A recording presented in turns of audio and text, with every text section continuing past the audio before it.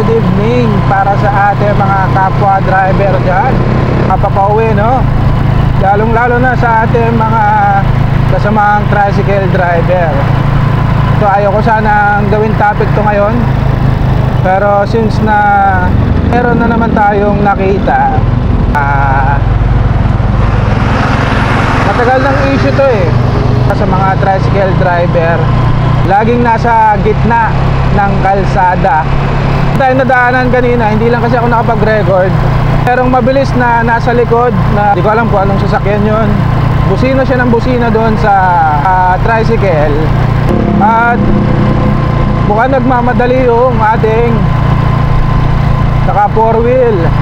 Alam nyo naman na dapat ang tricycle talagang nasa kanan lang yan para sa mga mababagal.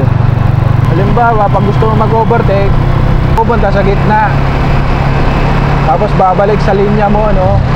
Kasi nga, para maiwasan ng mga 4-wheel na mag-overtake sa kanan.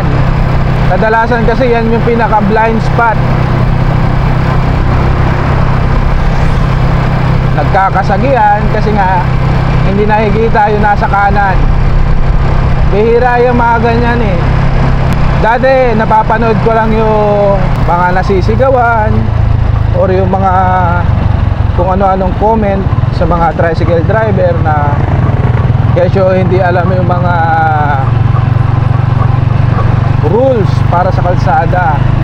Sa mga ganito naman kalsada, medyo masikip naman dito, okay lang naman na nasa gitna tayo, no?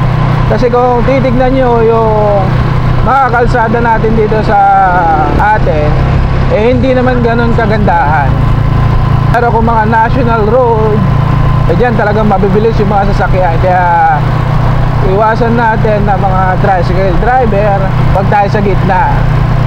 Pinare ko lang to para maiwasan yung mga nag-aaway-aaway sa kalsada at maaari pantay-pantay. Kasi yung iba, ang tingin sa mga tricycle driver, alam nyo na, mababasa nyo na lang yan kung kayo ay mahilig mag-Facebook. Kaya maidagdag ko nga pala guys na tulungan nyo akong i-share itong video na to, kasi hindi naman lahat ng mga tricycle driver, karamihan sa mga yan nag-aanap buhay. Yan, tignan nyo dito, halos marami nakaparada sa gilid at umaasa na may uwing kaunti para sa pamilya. Itong mensahe naman na to para sa kanila or para sa atin ng lahat, no?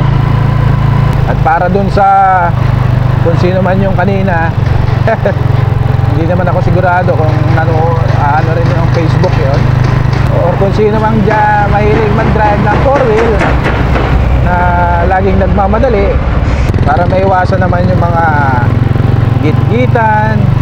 Kasi dati nakakita ako talaga sinisigawan yung tricycle driver mismong gitna ng kalsada.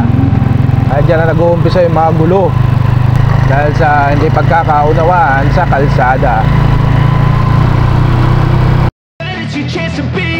Hey kid.